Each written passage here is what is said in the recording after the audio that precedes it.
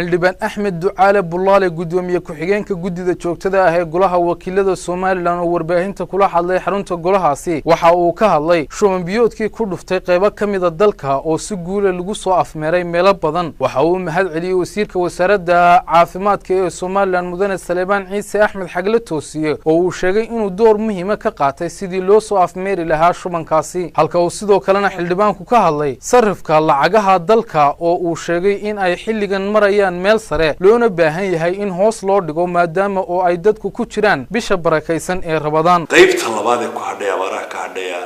xoolihii way dhamaadeen boqolkiiba 70 xoolihii way socdeen ama ka badan inkastoo dhulkii roob ka da'een oo abaartii jabtay oo ilaahay mahadii la joogo haddana wali dadkii qof xirada maanta galay wax kala soo baxaya ma jiro barnaamijka cusub ee iminka dawladdu wadada soo kabashada abaarta كان واحد جعل وحن كباقي يصير الحال اللي قيب قاطو ددال حوق لنا لصارو سيداتك أي قصوا كبتان تروح وزارة عافماتكم كود هان حكومتنا دور وين بك خالتي ووزارة عافماتكم ددال حوق اللي بيككش رنتي وي بعد مرضى كحرتي وسير كذا يمدح ذلك كلاه اسمه هي كل جيل يمدح كلاه هي بعض عافماتكم يكنا ون مهضة بعض عافماتكم قيب الحال لحظة مرضى كحرتي وهي وزارة تيم كحوين إنها وش مروضة قلان إني جوابت مروضة بحيان إني هذا الجروب ديالله كعرران إن وحيا يتحقوا أنا يدك ولي مادان ودولة هي تدوينها هي دايرة هذان علاش كسان صوفو صار لكن ما وتاريخ عصب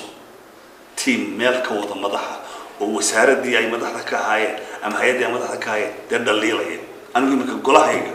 تذكر دليله لكن وين الدفاع؟ وده لا تصح عين كذا وين الدفاع؟ إن الدليل ما لكن وين الاستفاع؟ وأنا دكن كدولة دي ما دواسيدا تذكر يجا كدليل هي تذكر يجا كعنان لي تذكر يجا تلوين كوسو تشيدني تذكر يجا كتسيها الكخلطان لكن أديك وحلقات ما مركل أقول دليل إن هذا وصحية أنت سعر برك وأفكر وقرن ويضنا هنا هاي سطا وهذه أدوين وأرنو باهن إن دجال وين لك قاضي وحلقة قبضه كنت وانا مشكلتنا هيستا ويمكن وحلا على وحدتك كفلني بهاني جيرين كل يوم مركا اريد لغا هادلay hay'adaha ku shaqada laba farta lagu fiiqaya oo ay tahay inay hogaamiyaan sidii wax looga qaban lahaa sicir bararka